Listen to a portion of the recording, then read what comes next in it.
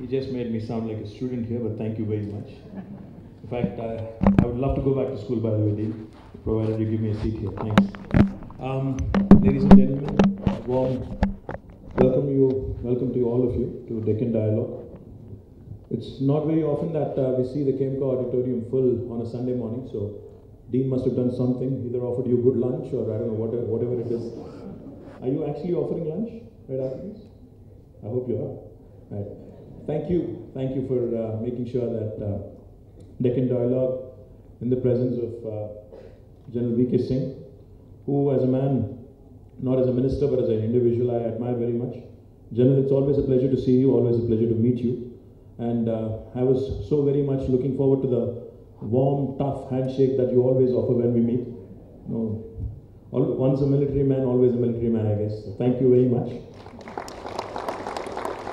Srini Raju, who is a friend and also a member of the executive board here. Thank you, Srini, for sharing your thoughts. I see many friends, many diplomats, many consul generals, and many others that I interact with in various forums. So good to see you all. Again, thanks for making yourself present here on a Sunday morning. I have very few points, in fact. One of the things I wanted to talk about is how Ministry of External Affairs has been leading from the front with respect to engaging various stakeholders, say in Delhi or in Mumbai. Delhi, we have the Raisina Dialogue, the capital that it is, and with all diplomats being present in Delhi, I think it's only natural that you have a sustained and an ongoing dialogue with various missions. In Bombay as well, being the commercial capital of India, I think you have a Gateway of India dialogue, which I believe also has been going on really well. Now, sir, I would like to request you, General Singh, Minister, sir, that I want to remind you and I also want to request you. Sir, Hyderabad is where north meets the south. We are neither north of India nor south of India. I would like to believe that we are central. We are that veritable melting pot, that point of confluence where different cultures, different religions, different regions, different languages, everything kind of meets here. So I think it's only natural that Deccan Dialogue, with your blessing, of course, and with MEA's initiative and with Vishnu's enthusiasm, had to happen here. But I would request you, sir, kindly to bless this, make this official, and make this ongoing and an annual dialogue, or if possible, a semi-annual dialogue, so that we can have more and more interaction with various stakeholders from across the world as well. Now, Hyderabad also has a lot of other natural advantages. As is mentioned in Deccan Dialogue, the very name, this is the Deccan Plateau, which is in fact, for many of you who may already be aware, this is one of the most stable regions in the world in terms of seismology, in terms of seismological stabilities. So that way, in fact, sir, it makes a lot of sense also from a trade and commerce perspective also to make Hyderabad host city for such dialogue, because we are shielded from all natural forces. We don't have earthquakes, we don't have tsunamis or cyclones or typhoons or typically the things that tend to disrupt such large events. So we have none of those. So therefore also all the more reason for you to engage with Hyderabad in this dialogue, sir. Now coming to the topic that is being discussed, economic diplomacy. I personally believe economics and diplomacy are inseparable in today's world. You cannot literally separate them and look at them as separate entities. Economics, diplomacy, I think go hand in hand. Gone are the days when we had diplomacy of various kinds. I think the only diplomacy the world wants and needs and understands today. I mean, the reason why I say this is because right from our Chief Minister, Shri KTR here, to Prime Minister Narendra Modi, to the President of the United States, Donald Trump, I think everybody's singular focus has been on creation of jobs and creation of employment. I think that is the biggest challenge that governments across the world face today. So having said that, how do you then ensure that you create and sustain employment creation in a methodical fashion?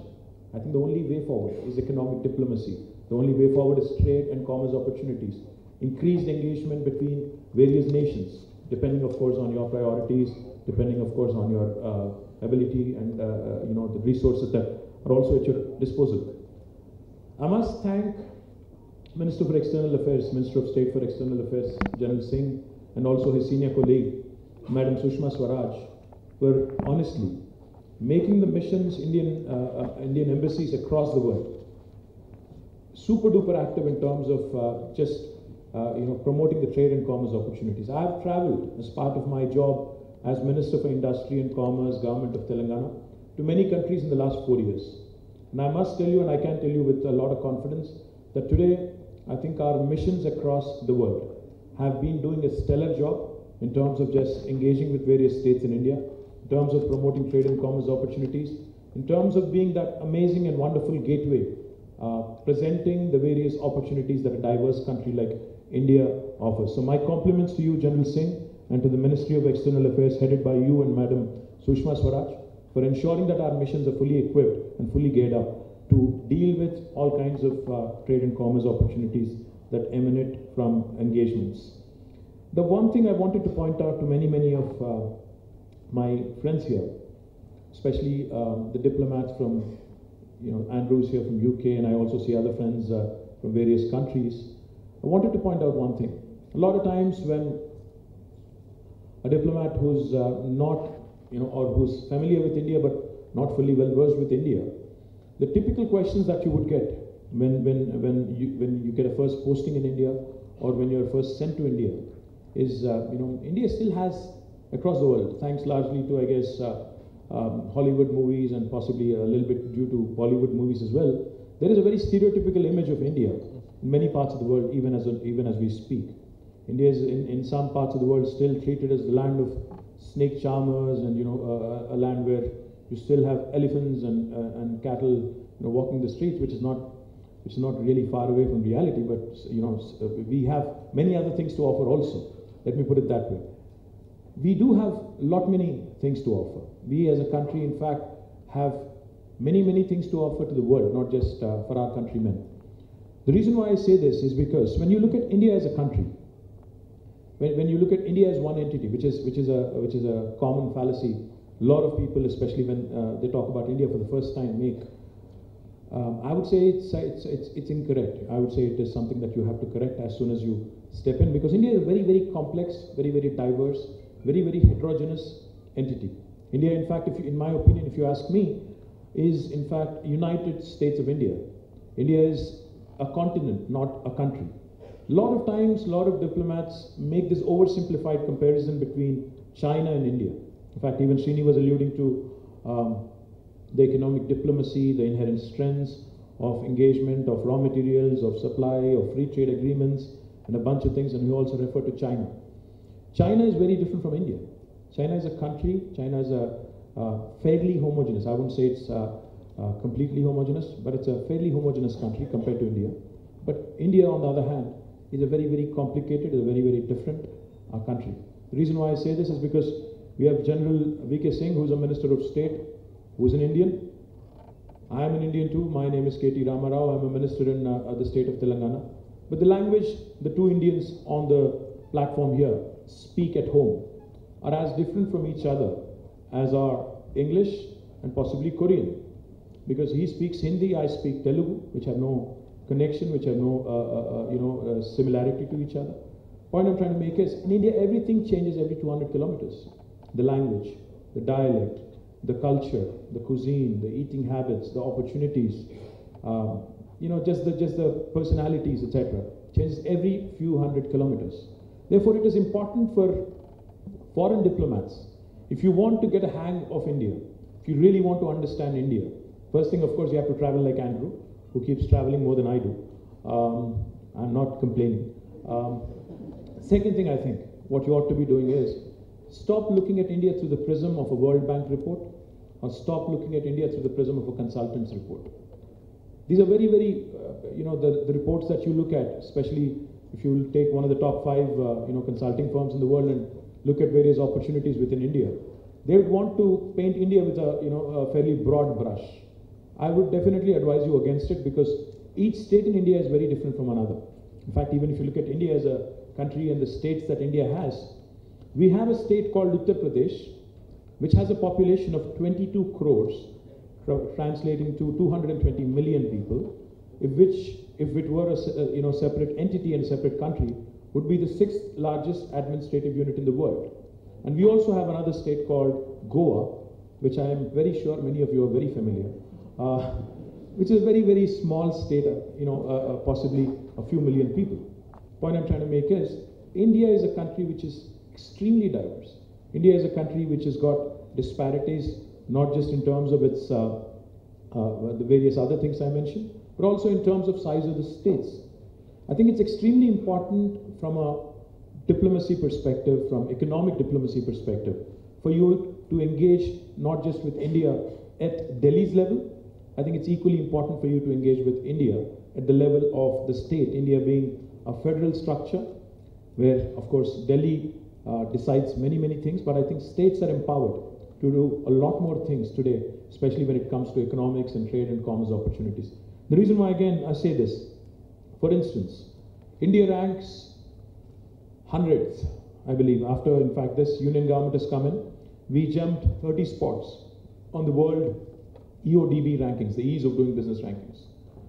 We are still 100. We still have a long way to cover.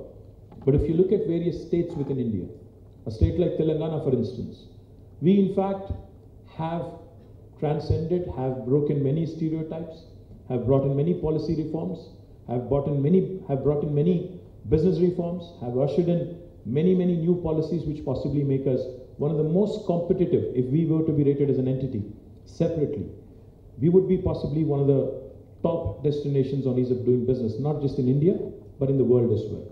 In fact, within India, thank you. Within India, in fact, I'm happy to share with you, consistently a second year in a row, we are number 2 among all the states on a joint ranking given by World Bank and the Department of Industrial Policy and Promotion. The reason why I say this, again, the reason why I request all diplomats to engage with states is because each state has its own inherent strengths. Each state has its own opportunities, has its own challenges, of course, but has its own way of working in terms of ensuring that business gets done in a much, much easy fashion. So my request to the diplomats is to, of course, engage with states, not just confine yourself to a dialogue with Delhi. That's why Raisina Dialogue is as important as Deccan Dialogue, I believe. And my request to General Singh is that, sir, in fact, there was a very peculiar instance of us as a state wanting to promote trade and commerce opportunities, with, of course, under the larger rubric of Ministry of External Affairs, under the larger rubric of India. There was a news report about 2 years ago, I think about a year ago, in fact, let me correct myself, in a prominent newspaper here saying Telangana is thinking of creating its own foreign affairs. Strangely, I mean, to come to think of it, to even report, to even write of something like that is a travesty, but unfortunately, we live in a democracy, so therefore people get away with anything they write. What happened as a result is, even before I could jump in, even before I could say, how could I do it, or how can a state even think of something like that? All we were trying to do is create a vehicle like Invest India, which Government of India has created, in a quasi-government mode, and promote more trade and commerce opportunities. We wanted to create a vehicle, a special purpose vehicle called Invest Telangana, in about 6 different countries across the world, and create a state desk so that we can actually promote a bilateral trade in a much more robust fashion. As soon as this newspaper wrote about how Telangana has these dreams of launching its own foreign affairs ministry, of which apparently I was going to be the minister, immediately I got a letter from Ministry of Foreign Affairs, Ministry of External Affairs, saying, you cannot do this as a state. Now, I didn't know how to react to it because it was purely based on a newspaper report. So my request to you, General Singh, is, sir, I think we all understand, we all understand each other very well. We have to also realize that states which are wanting to, run, which are wanting to literally, leapfrog, not leapfrog, in fact, pole vault, and take India a couple of notches ahead in terms of the employment opportunities, in terms of the great opportunities this country presents, have to be supported, have to be, in fact, guided properly, and not, I wouldn't say stifled, but possibly held back. My request, sir, is if you can talk within your ministry, talk to the various officials within the ministry, to also create a platform so that even states can be given an opportunity to engage with various nations, various opportunities across the world, so that we can push forward very, very aggressively. That'll be a huge help to us as well. And if Ministry of External Affairs also, as part of this Deccan Dialogue, I'm sure after the deliberations today, you'll have a lot of actionable points. One of the things I wanted to point out, sir, is, in fact, Ministry of External Affairs, if you can take up, a resource mapping kind of an exercise, where you can map the resources within a state. For example, Telangana is a landlocked state, whereas my sister state, Andhra Pradesh, has a huge coastline. Now, our strengths are very different. We are very, very urban in terms of our population. We are 42% urban as a state, whereas Andhra, again, is a fairly predominantly rural state. So if you are able to make a resource mapping at the Ministry of External Affairs level, and also possibly do an analysis of the strengths of a state. For example, the state of Telangana and the city of Hyderabad is the life sciences capital of India. Is also a leading player on information technology. Our aerospace and defense industry is shaping up very, very well. Our automobile, food processing sectors, our logistics sector are also shaping up really well. So if you're able to map our strengths and then possibly map them across the world to various countries and various missions and say these are the states that you could possibly engage with, and these are the states possibly who you should have a dialogue with, and you should continue the conversation. I think end of the day we all realize, and at the end of the day we all agree, stronger the states, stronger our country will be. So I think Deccan Dialogue today is a great initiative, sir. Thank you very much. And I do hope that you will bless this, you will formalize this, and you will make it an ongoing exercise, just like the exercise in Delhi. And we'd love to see you more often in Hyderabad, sir. Thank you very much. Have a great Sunday.